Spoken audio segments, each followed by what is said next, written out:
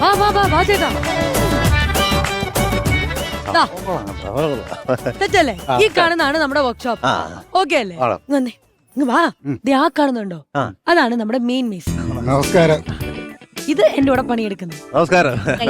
ഇത് നമ്മുടെ ട്രെയിനി പിള്ളേര്. നമസ്കാരം. നമസ്കാരം. നല്ല മിടുക്കന്മാരാട്ടോ. പണിയെടുക്കാനല്ല ഞാൻ കൊണ്ടുവന്നത്, ചിരിപ്പിക്കാൻ. മനസ്സിലായല്ലോ? ചിരി അങ്ങോട്ട് ഞങ്ങൾക്ക് തരാം. അത്രേ ഉള്ളൂ, സിമ്പിൾ കാര്യങ്ങൾ. റെഡിയാണേ? ബാറ്ററി ഒക്കെ ചാർജ് ആക്കണം. നിങ്ങൾ പവർ ആയിട്ട് കൗണ്ടേഴ്സ് തരുന്നു, ഞങ്ങൾ പവർഫുൾ ചിരി തരുന്നു. അത് എങ്ങോട്ടേക്ക് ചാർജ് ആവും? ബാറ്ററിയിലേക്ക്. മനസ്സിലായില്ലേ? എന്നാ ഞാൻ ബാറ്ററി ഓൺ ആക്കട്ടെ. ബാറ്ററി ഓൺ ആയിക്കോ. ഹലോ സുഹൃത്തെ. എന്തോ സുഹൃത്തെ? ഇയാള് പറഞ്ഞ ഇയാളെ അറിയോ, അവരെ അറിയോ, ഇവരെ അറിയോ?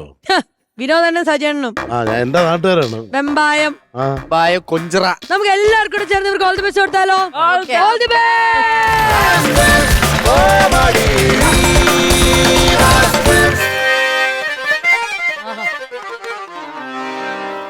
ഗണപതി ഭഗവാനെ കാത്തുരക്ഷിക്കണേ, വിഘ്നങ്ങളൊന്നും വരുത്തരുതേ ഭഗവാനെ, രക്ഷിക്കണേ.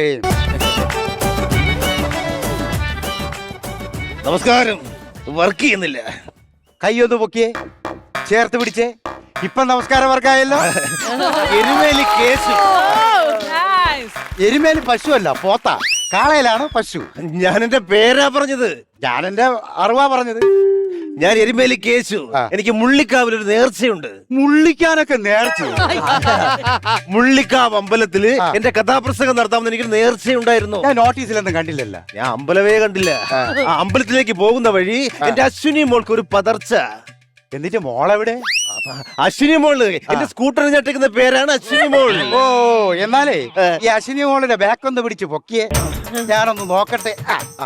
ചേട്ടനെ ഈ ഭാഗത്തൊന്നും കണ്ടിട്ടില്ലല്ലോ. നിനക്ക് കാണാൻ വേണ്ടി ഞാൻ സൈലൻസിനകത്ത് കയറി ഇരിക്കണോ? അയ്യോ, ഞാൻ അതല്ല പറഞ്ഞത്. ചേട്ടനെ ഈ പരിസരത്തൊന്നും കണ്ടിട്ടില്ലല്ലോ എന്നാണ് പറഞ്ഞത്. ഞാൻ പ്രശസ്ത കാഥികൻ. അത് പ്രഭുദേവൻ. അത് കാതലൻ. ഇത് കാഥികൻ. കാഥികൻ. ഓ, കഥാപ്രസംഗം പറയുന്ന. അതെ. അങ്ങനെയാണെങ്കിലേ നമ്മുടെ ഇവിടെ ഒരാളുണ്ട് കഥാപ്രസംഗം പറയുന്ന, കലാരത്ന രമേശൻ. അറിയാമോ? അവനെന്തിനാ കലാരത്ന രമേശൻ എന്ന് വിളിക്കുന്നത്? അവനെ ഉത്സവപ്പറമ്പിൽ കഥാപ്രസംഗം അവതരിപ്പിച്ച് കഴിഞ്ഞപ്പോഴേ അവിടുത്തെ കമ്മിറ്റിക്കാര് കലാരത്ന എന്നൊരു അവാർഡ് കൊടുത്തു. ആ അവാർഡ് എടുത്ത് പേരിന്റെ മുമ്പേ വെച്ചു, കലാരത്ന രമേശൻ. എങ്കിൽ ഞാൻ മൂക്കിലിടി കേശു. അതെന്താ അങ്ങനെ? ഈ അമ്പലപ്പറമ്പിൽ കിട്ടുന്നതാണല്ലോ പേരിന് മുമ്പേ ചേർക്കുന്നത്. എനിക്ക് ഡെയിലി കിട്ടുന്നത് മൂക്കിലിടിയാ. അതൊക്കെ ഞാനൊക്കെ ചേർത്തു. അത്രേ ഉള്ളൂ. അപ്പൊ നാട്ടുകാരെ വേഷ കിട്ടുന്നുണ്ട്. അല്ല, എന്റെ കയ്യിലൊരു കഥയുണ്ട്.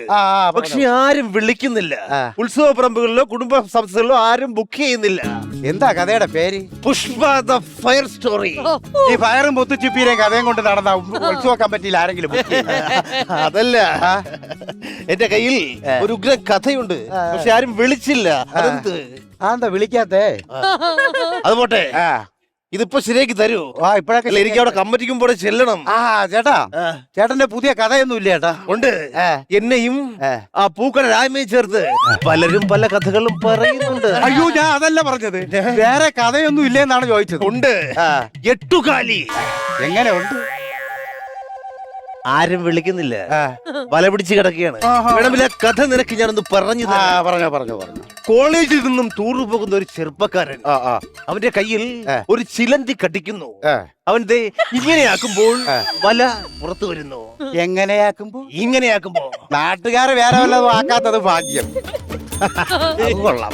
ഇങ്ങനെ ആക്കുമ്പോ പോലെ സ്പൈഡർമാന്റെ കഥയും കൊണ്ട് ഇറങ്ങിയിട്ടുണ്ട് ആളുകളെ പറ്റിക്കാൻ. ചേട്ടാ, ഇതിന്റെ കിക്കർ വർക്കാവുന്നില്ല. നിക്കറിന്റെ കാര്യം പറഞ്ഞപ്പോഴാണ് എനിക്ക് വേളാവൂർ അമ്പലത്തിൽ നടന്ന ഒരു കഥ ഓർമ്മ വന്നത്. അതെങ്ങനെ വേളാവൂർ അമ്പലവും നിക്കറും തമ്മിൽ ചേരുന്നത്? അവിടെ കഥ പറഞ്ഞുകൊണ്ടിരുന്നപ്പോഴാണ് മുണ്ടില ഞാൻ കണ്ട വഴി ഓടിയത്. അവിടെ എങ്ങനെയാ പരിപാടി മോശമായത്? എന്റെ തബലിസ്റ്റ് വന്നില്ല. അയ്യോ, അതെന്താ അയാൾ വരാത്ത? അങ്ങനെ ഒരാളില്ല. തബലയില്ല. തബല എങ്ങനെ വായിക്കും? വാ കൊണ്ട് വായിക്കും. എന്റെ പൊന്നെ, തബലയൊന്നും ഇല്ലാതെ കഥാപ്രസംഗം പറയണ ചേട്ടന്റെ ധൈര്യം അപാരം തന്നെ. എന്റെ പേര് അനൗൺസ് ചെയ്യുമ്പോ തന്നെ പറമ്പിൽ നിന്ന് ആൾക്കാർ എണീറ്റങ്ങ് പോകും. പിന്നെ തബലയുണ്ടോ കീബോർഡ് ഉണ്ടോ ആരും നോക്കാൻ. പക്ഷെ അവിടെ ഒരാളുണ്ടായിരുന്നു. ഒരു പണിയില്ലാതെ നോബി ഒന്ന് വായി നോക്കി ഇങ്ങനെ ഇരിക്കുകയായിരുന്നു. അപ്പൊ നോബിയൊക്കെ അറിയാമോ? അറിയോന്ന്? നോബി എവിടെ പരിപാടി അവതരിപ്പിച്ചാലും അതിനു മുമ്പ് എന്റെ കഥാപ്രസംഗം കമ്മിറ്റിക്കാരെ കൊണ്ട് നിർബന്ധിച്ച് ബുക്ക് ചെയ്യിക്കും. അത്രയ്ക്ക് സ്നേഹമാണോ ചേട്ടന്റെ അടുത്ത്? സ്നേഹം കൊണ്ടൊന്നുമല്ല. ഞാൻ എവിടെ പരിപാടി അവതരിപ്പിച്ചാലും ആ വർഷത്തെ ഏറ്റവും മോശം പരിപാടി എന്റേതായിരിക്കും. അത് അവന്റെ മിമിക്രി കിട്ടാതിരിക്കാൻ വേണ്ടി അവൻ കമ്മിറ്റിക്കാരെ നിർബന്ധിച്ച് എന്റെ കഥാപ്രസംഗം ബുക്ക് ചെയ്യിക്കും. നിനക്കറിയോ, എന്റെ അച്ഛൻ മരിച്ചു കിടക്കുമ്പോ പോലും ആ. ഞാൻ കഥാപ്രസംഗം അവതരിപ്പിച്ചിട്ടുണ്ട്. ഓ അപ്പൊ ഭയങ്കര ആത്മാർത്ഥത തന്നെയാണല്ലേ? ആത്മാർത്ഥം ഉണ്ടെന്നോ അല്ല, പിന്നെ 5 വർഷത്തിന് ശേഷം അന്നാണ് എനിക്കൊരു പരിപാടി കിട്ടിയത്. ഞാൻ കളയണോ? ആ, ആ. എന്റെ അച്ഛന്റെ കയ്യിൽ ഒരു സൂപ്പർ ഹിറ്റ് കഥയുണ്ടായിരുന്നു. ആ. കടം. ഏകദേശം 1000-ഓളം സ്ഥലങ്ങളിൽ കടം പറഞ്ഞു. എന്നിട്ട് അതെല്ലാം തിരിച്ചു കൊടുത്ത? അല്ല, 1000-ഓളം സ്റ്റേജുകളിൽ കഥ പറഞ്ഞു. പിറ്റേ വർഷം അച്ഛൻ ഒരു വിഷ്വൽ കഥാപ്രസംഗം അവതരിപ്പിച്ചു. എന്താ കഥയുടെ പേര്? കഥയുടെ പേര് അപ്സരസ് മാറുന്നു. ഷോ കാർഡ് വന്നതിന്റെ പിറ്റേ ദിവസം എന്റെ വീട്ടിന്റെ മുമ്പിൽ വലിയ ക്യൂ ആയിരുന്നു. ഓ പരിപാടി ബുക്ക് ചെയ്യാൻ വേണ്ടി ആയിരിക്കും. അതൊന്നുമല്ല, ഷോ കാർഡിൽ അപ്സരസ് മാറുന്നു എന്ന് അച്ചടിക്കുന്നതിന് പകരം അർശസ് മാറുന്നു എന്നായി. ആ ദിവസം എനിക്ക് മറക്കാൻ പറ്റില്ല. എന്തു പറ്റി ചേട്ടാ? 100 ചന്തികൾ ഒരുമിച്ച് കണ്ടുവന്റെ അവസ്ഥ നിനക്ക് പറഞ്ഞാൽ മനസ്സിലാവില്ല. ചേട്ടാ, ഈ വണ്ടി റെഡി ആയിട്ടുണ്ട് കേട്ടോ. എല്ലാം കൂടെ ഒരു 700 രൂപ ആയിട്ടുണ്ട്. പൈസയുടെ കാര്യം പറയുമ്പോഴാണ് എന്റെ അച്ഛന്റെ കഥാപ്രസംഗം ഓർമ്മ വന്നത്. എന്ത് കടം? കടമല്ല തനിക്ക് വേണ്ടത്, കടയാണ് വേണ്ടത്.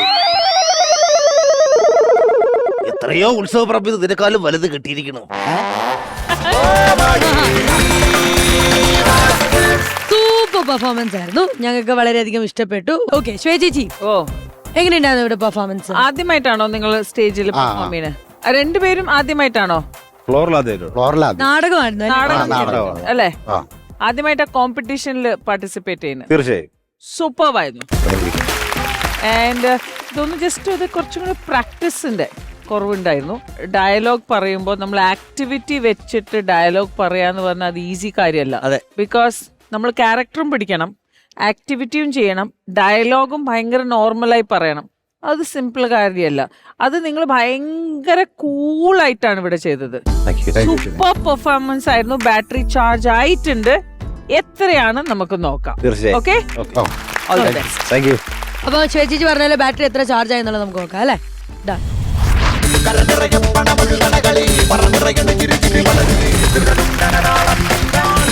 10,000 rupees ആണ് നിങ്ങൾക്ക് ലഭിച്ചിരിക്കുന്നത്. 10,000 rupees എന്ന് പറയുന്നത് ചെറിയൊരു എമൗണ്ട് അല്ല. പക്ഷെ ഇവിടുന്ന് നിങ്ങൾക്ക് ഇനിയും ഒരുപാട് 1000 വാങ്ങാൻ പറ്റും അല്ലെ? 50,000. ഇത് ഈ 10,000 ആദ്യത്തെ പഞ്ചസ് വെച്ചിട്ടാണ്. അതെ, ചിരിക്കുന്നുണ്ടായിരുന്നു. പക്ഷെ നമ്മുടെ ചിരിക്ക് അത്ര ഒരു പവർ ഉണ്ടായിരുന്നില്ല. പക്ഷെ കുറെ നല്ല തമാശകൾ നന്നായിരുന്നു. ഇതൊരു ആദ്യത്തെ സ്റ്റാർട്ടിംഗ് ട്രബിൾ ആണ്, വേറെ ഒന്നും പേടിക്കുന്ന നല്ല സ്ക്രിപ്റ്റ് ആയിരുന്നു, രസമുള്ള സ്ക്രിപ്റ്റ് ആയിരുന്നു. പെർഫെക്റ്റ്. അപ്പൊ എന്തായാലും ശ്വേത ചേച്ചി, നമുക്ക് ആ എമൗണ്ട് അങ്ങ് ട്രാൻസ്ഫർ ചെയ്യാം.